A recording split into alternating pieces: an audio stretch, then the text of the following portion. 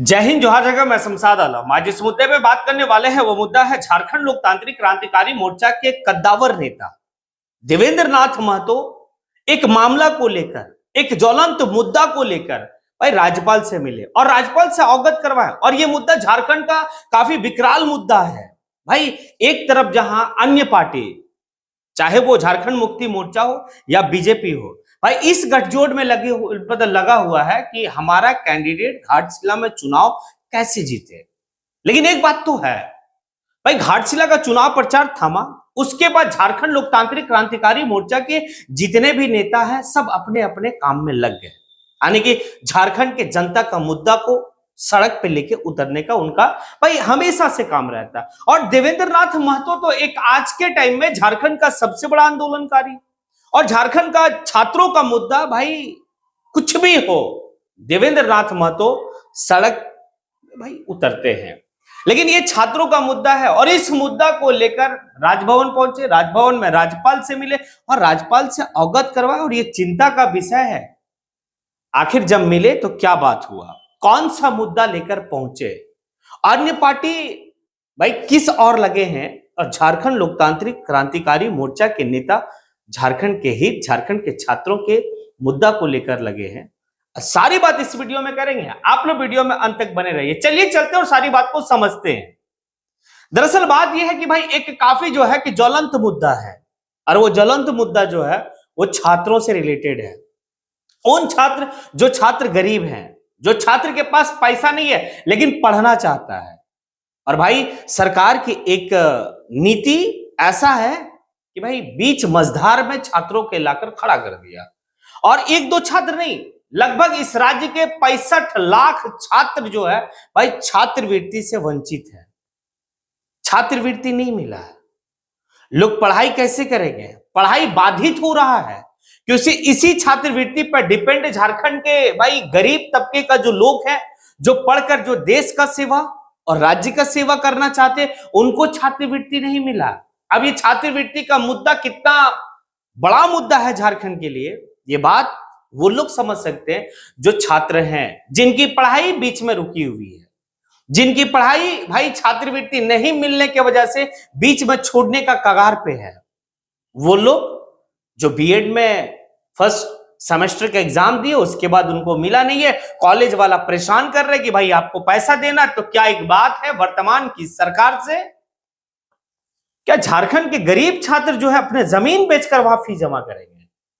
क्या लगता है आपको? जितनी महंगी जो है कि शिक्षा हो चुकी है, अगर झारखंड सरकार छात्रवृत्ति अगर नहीं दे रहा है, कहां जाएंगे छात्र? और एक दो छात्र नहीं, 65 लाख छात्र। और कई ऐसे लोग आज झारखंड में सेवा दे रहे, देश में सेवा दे रहे, जो इसी छात्रवृत्ति का पैसा से वो अधिकारी बने हैं।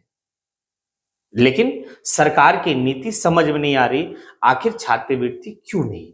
अब ये सारा मामला को लेकर, क्योंकि आप जानते हैं जब भी छात्रों की बात हुई है तो भाई पूरे झारखंड में अगर किसी व्यक्ति को छात्र आंदोलन को लेकर जाना जाता है तो वो है देवेंद्र नाथ महतो।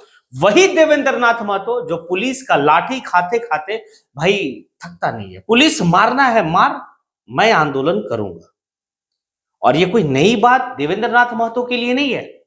और आज देवेंद्र नाथ महतो का ये हैसियत है इस झारखंड में कि भाई जिस भी विभाग में चला जाए भाई डर है लोगों में, वो अधिकारी में, उस विभाग में जो लोग हैं उन लोगों को कि भाई देवेंद्र नाथ महतो आंदोलनकारी है, ये पुलिस का भभकी से डरता नहीं है, पुलिस की लाठी खाने से जो है कि भाई ये बचता नहीं है कि मारेगा पुलिस या क्या करेगा।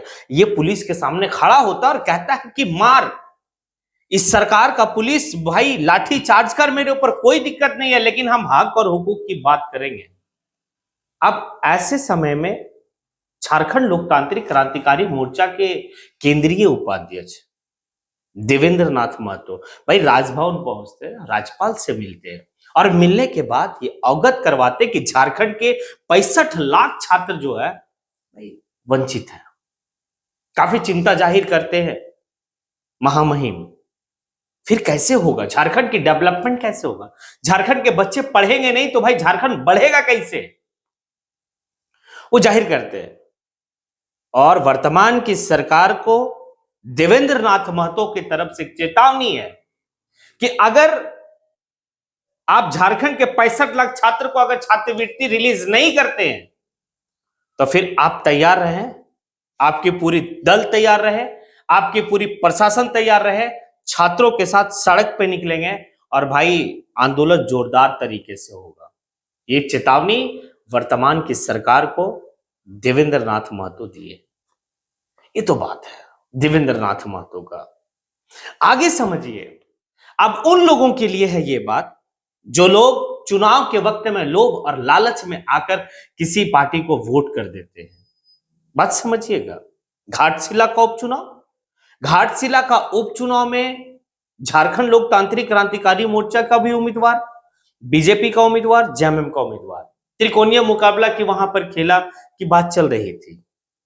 आज की तारीख में वोट हुई है, वोट हो गई। वोट कहां गया? क्योंकि ये बात जयराम महतो और खुद देवेंद्र नाथ महतो इस बात को कहे थे कि अगर कोई बड़ा खेला नहीं हुआ तो कुछ भी हो सकता है। और बड़ा खेला का मतलब यह है कि चुनाव से महज एक दिन पहले धन बल की बात होती है और ये लड़ने वाली पार्टी जो क्रांतिकारी पार्टी होती है ये पीछे हो जाती है। और भाई जो कॉरपोरेट घराने की पार्टी होती है वो लोगों को खरीदने में भाई कामयाब हो जाता है।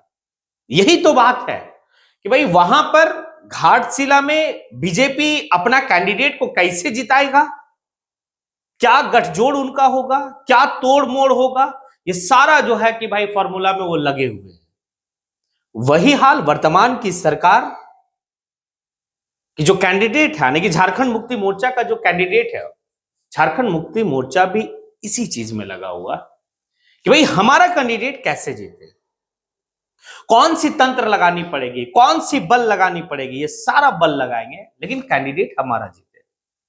ये अब आइए, झारखंड लोकतांत्रिक क्रांतिकारी मोर्चा भी वहां पर चुनाव लड़ा और भाई बेहतर तरीके से, क्योंकि झारखंड लोकतांत्रिक क्रांतिकारी मोर्चा के पूरी टीम जो है कि घाटशिला में मेहनत की, अपनी बात लोगों तक पहुंचाई, अपना बात जो है लोगों को समझाने का प्रयास किया, बोला अपने वोट का जो है कि इस्तेमाल बेहतर तरीके से करें, आपका लिए लड़ता कौन है, आपके लिए सदन में आवाज कौन उठाता है, आप उसको पहचाने।